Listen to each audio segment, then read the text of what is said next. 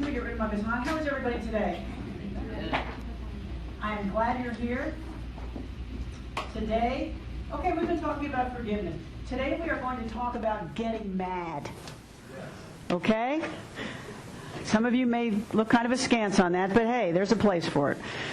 So, as we wrap up our series on forgiveness, I have been thinking about anger. Why? Because we all feel it. We've been seeing a lot of it lately. Can anger have a place in our spiritual life? Just think about this. What I would like to do today is for you to just kind of entertain these thoughts and take them away in the coming week and just think about them. Just see if this has any place in your life and how it resonates with you. But that's the question. We avoid anger so much, especially in New Thought kind of progressive communities. We try to get away from it. We meditate it away. We say we shouldn't be angry. We say there's no place for anger. My thought today is that there may be. What is our anger telling us as we look at the world around us? Should we listen? Should we regard our anger as the problem? Should we try to kind of ohm it away? Or should we listen to it? What is it telling us? So let's just think about this as we plunge ahead. Okay, now I can understand if you think this is a bit of a strange thing for me to be talking about, because here at One World, and especially in the past week, I've been talking about what? Or in the past month? Love, reconciliation, peace, harmony, all that stuff, all that touchy-feely, I love you stuff no matter what you do stuff. But as we've said, often anger, and we talked about this when we talked about Desmond Tutu's book, The Book of Forgiving. Often anger is the first thing that we feel when things are just not right. Whether it's a personal interaction, whether we see what's going on around us in the world, whatever. Often anger is the first thing that we experience. So I started wondering if that energy of anger has a place as we try to build communities that reflect what is excellent in us, as we build communities that reflect what is true in us. So you do not have to open your computer or turn on the news to realize, I guess maybe you do, that a lot of people right now are really pissed. Is that a word you're allowed to use? Somebody tell me now. Okay, good. They're really mad. Why? Because things are going in ways, and I don't care what side of the political spectrum. I mean, everybody's mad. It's equal opportunity anger, right? Everybody's pissed off at something. You might be one of them. I might be one of them. I have been one of them, and I might be again. But if we regard ourselves as spiritual seekers, as people who try to live a life of integrity on a spiritual path, is there room for us to be angry? Is there a good energy behind being angry and taking action out of it? So this raises the larger question of what does it mean to live a spiritual life? Sometimes when we think about living a spiritual life, we think about, being up on a mountaintop with our legs crossed in that way that is incredibly painful for me and which I can't do, and just being, calm and meditative. I suggest, and I've said this before, that the way to live a spiritual life is to fully embrace our humanity, right? It's to be here now. We are human. We are messy. We are here. We're in each other's faces. We're chaotic. We're involved. As Henry Nouwen says, the spiritual life does not remove us from the world, but leads us deeper into it. Our spiritual tools are meant to help us show up with each other in the mix, in the arena, as it says. To me, that is what the spiritual life is all about. How do we show up? How do we improve our community? How do we shine as the lights that we are? That is the heavy sledding of spirituality, and sometimes anger has a place. We do not live on a mountaintop. We live here. And there is no way for the divine to express except through us, flawed as we are, and maybe because we're so flawed.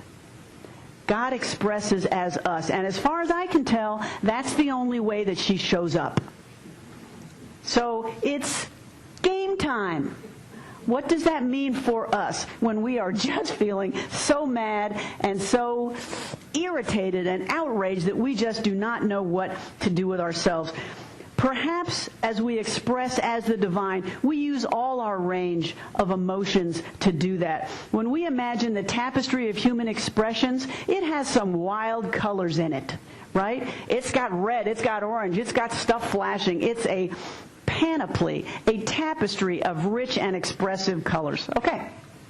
There is certainly a respectable history for the presence of anger in our spiritual traditions. Let's start with Christianity. Who can think of some times? Let's take Jesus, that wonderful teacher. Let's take some times when he was angry. Who can think of one? Yes, the money changers going into the temple, turning over the tables, saying this should be a house of prayer, not a den of thieves. Now, it's interesting, if you read the New Testament, it never says he's angry there. It says he acted with zeal. I just leave you with that thought. That might be kind of the same thing. Okay, what's another expression of anger? That is true. Another expression of anger, which is not as famous as that, but which is still out there, we find in Mark chapter 3. That's the story of the man with the shriveled hand, right? This is Jesus also being mad. He goes into the synagogue. He sees a man with a shriveled hand. The Pharisees, because this is who they are, were watching him to see if Jesus would heal him and break the Sabbath law. Healing this guy on the Sabbath was a very bad thing. Jesus says to the man, come forward. And then he says to the Pharisees, is it lawful to do good or to do harm on the Sabbath, to save life or to kill? And, as they so often were in response to so many of Jesus' questions, they said nothing, because they couldn't think of anything to say. At that point, Mark says, Jesus looked around at them with anger as he grieved at their hardness of heart. He was angry because of their lack of compassion and their insistence on adhering to these dry, formulaic rules while somebody suffering that could be helped was standing right in front of him. That angered him. That's a hint as to where we're going with this. Okay. So what are the similarities here? Anger at practices that upheld religious dogma, these dry rules at the expense of people who needed help right now. What were the Pharisees doing? They were worshiping the structure instead of the living truth that generated its creation. Remember, we've talked about fingers pointing at the moon, one of my favorite analogies? They're worshiping the finger, not the truth at which it points. That made him angry. So in addition to being a teacher and a healer, Jesus was also a prophet. So, what do I mean by that word? A prophet is not somebody who tells us what's going to happen 10 years from Wednesday. That's the word we often think. In the future, a star will be, whatever. A prophet is one who sees clearly what is happening now, and who speaks with courage to tell us that we are off the path. As Daniel Berrigan put it, the prophet is one who speaks the truth to a culture of lies. Who speaks the truth to a culture of lies. The prophetic voice, which is what I'm going to call it, is often angry. Why? Because there's a lot at stake. Things are not right. Look at the Hebrew prophets, men and women who saw how far Israel had strayed from the covenant, from justice, from mercy, from peace, from compassion. And they said, look at yourselves. This is not right. So they would just wander. They didn't have social media back then, so what would they do? They would put on, these clothes and walk around with these staves and just kind of yell at people. This is not right. They would go into the halls of power and say, you are doing this wrong. You are not living the life to which Spirit has called you. Think of Amos. Or Amos, an ordinary sheep herder. These were not rich and famous people. He took it upon himself to call out the transgressions of the wealthy, the powerful, and the connected. He lived in a time of increasing oppression of the wealthy over the poor, increasing income inequality, empty religiosity, and expanding corruption. This is what he wrote. Therefore, because you tread down the poor and take grain taxes from him, though you have built houses of hewn stone, yet you shall not dwell in them. You have planted pleasant vineyards, but you shall not drink wine from them. For I know your manifold transgressions and your mighty sins, afflicting the just and taking bribes, diverting the poor from justice at the gate.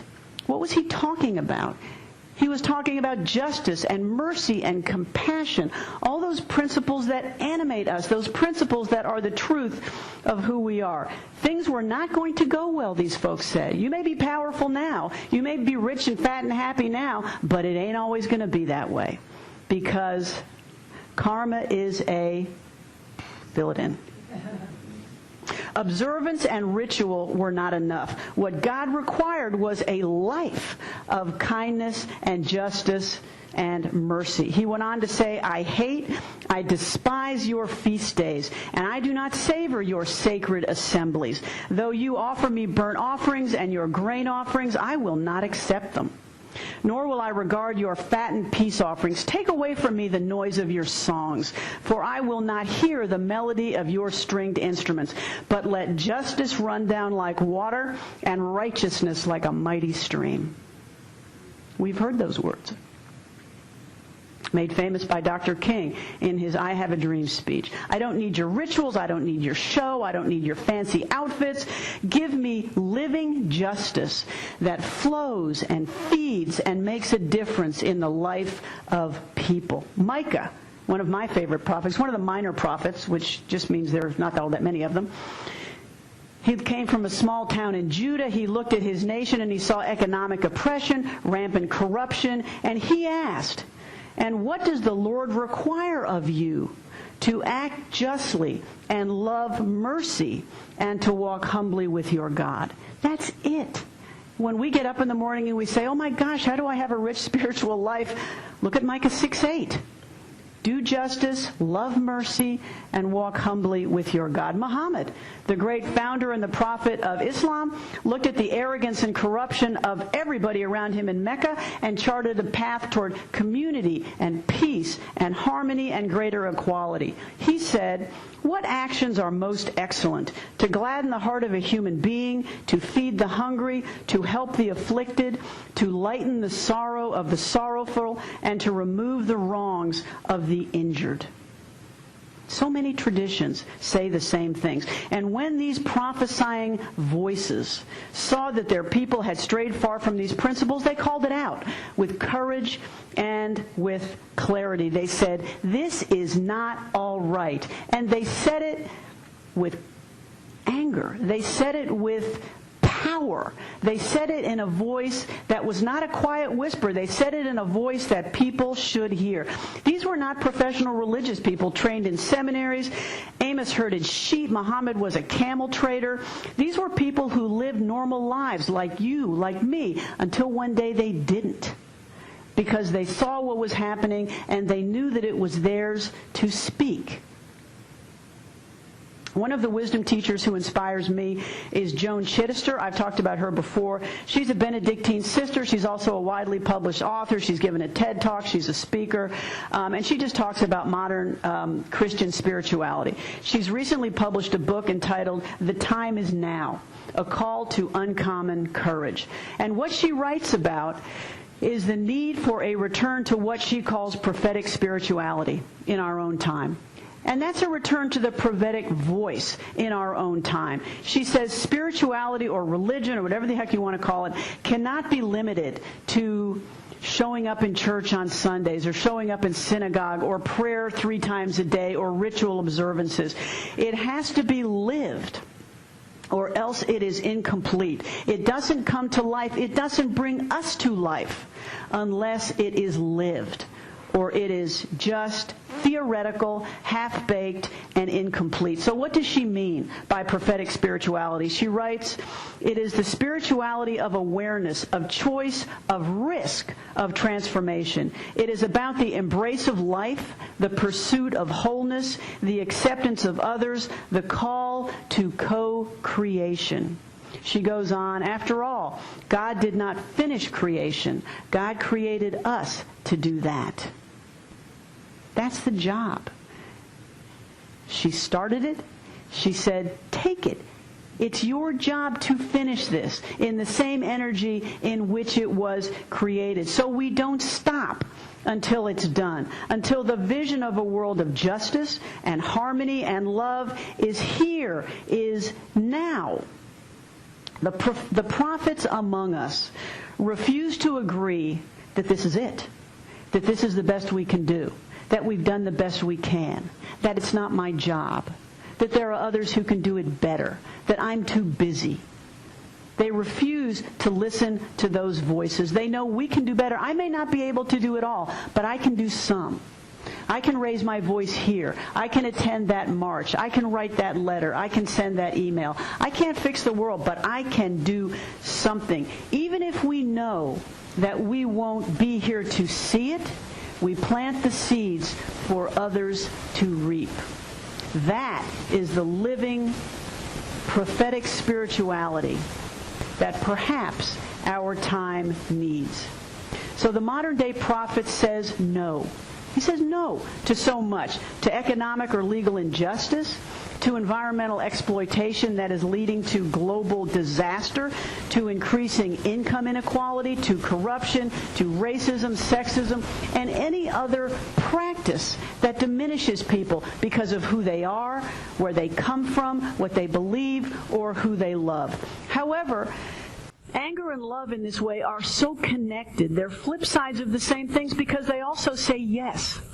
They say yes to connection, to justice, to community, to compassion, to common humanity that joins us together. The power of these prophetic voices is their ability to see a future we can reach if we only will. They see a world transformed, and they are its voice, so that the rest of us can see it, so the rest of us can hear it whispering, I am out here. I can happen. You just need to bring others to me. Is it anger? Yes, but it's also love for a vision of a world we can reach. They are not afraid to be the voice of this vision, even if they're told they are out of line. Even if people minimize them, they ignore them, they are not persuaded.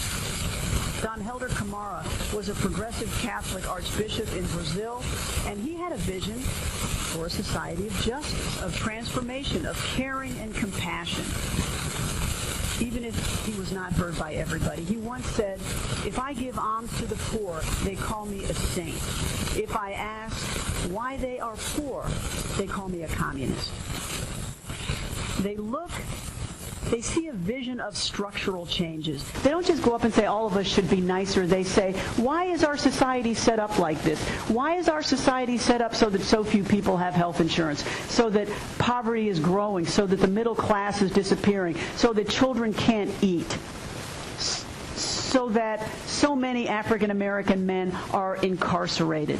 Why? Why is it set up that way? Is this the way we want to be? Is this who we are? There is a way we can change that. We can make structural changes to it. And that is a step toward a better world. So who are some of these voices more recently? We have Gandhi. We have Dr. King. We have Oscar Romero from El Salvador, who was murdered by a right-wing death squad while celebrating Mass. We have Liu Xiaobo, who is a Chinese human rights activist who's currently incarcerated right now for subversion against the state. We have Malala Yousafzai, shot by the Taliban. We all heard about her, the youngest winner of the Nobel Peace Prize, who won it because she went on. She didn't let it defeat her. She went on to campaign for girls and women around the world. Our young people today, I said this last week, we see this young girl at the UN Climate Summit, Greta Thunberg. My God, she says, I shouldn't be here. I should be in school. I should be back living my life planning to become an adult. But no, I'm here. Why? Because you people have let us down. You, speaking truth to power, you, all these people in this room and beyond, are putting our future in jeopardy by the exploitation you are making, by the neglect, by the greed, and the inability to see where these practices are taking us. She probably weighs 90 pounds. Just look at her little mad face saying, you should be ashamed. How dare you? Yeah, and she's right. Sometimes our kids are the clearest and most courageous voices. We have her. We have other youth, young people around the world who are marching for climate change. We have all the young people in this country who marched against gun violence. Why? Because they were scared to go to school. So many of them were just getting gunned down. They said, enough. They said, not on our watch. We may be 14, we may be 15, but enough. So what do they have in common, these kids, with voices of prophetic spirituality? They don't go along to get along. Thank God. They who are powerless speak truth to power. Why? Because for them, as have to threaten. We don't have to show up with guns or anything. The truth is our power. They live, they put feet to the maxim that the truth will set you free. Joan Chittister says, when we live in a society in which things are just not all right, we have three choices. One, we can withdraw. We can say, no, not my problem. It's too hard. I just don't want to deal with this. I'm too busy. That's choice one. Choice two is we can accept it. We can say, this is the way it is.